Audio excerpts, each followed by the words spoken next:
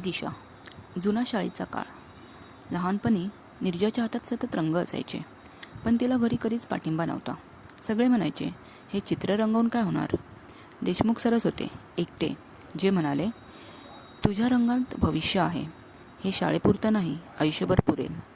ते तिला चित्रकलेच्या स्पर्धांत भाग घ्यायला लावत, मार्गदर्शन करत. ती पहिलीच वेळ होती जिथे कोणीतरी तिचं स्वप्न खरं मानलं होतं. आज नीरजा एक नामवंत डिझायनर आहे. आंतरराष्ट्रीय शो, जाहिराती ती करत असते. एकदा एका मुलाखतीत तिला विचारलं जातं, हू इन्स्पायर्ड युअर जर्नी. ती थोडं हसते आणि म्हणते, आर्ट वॉज माय एस्केप. पण कुणाचं नाव घेत नाही.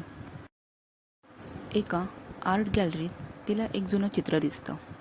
ते तिचं शाळेतील चित्र होतं. क्षणात तिला सगळं आठवतं.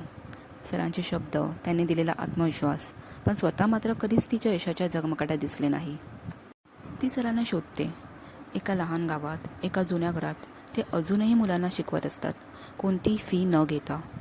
ती त्यांना बिलकुल सांगत नाही की ती कोण आहे, फक्त विचारते, सर अजूनही शिकवता?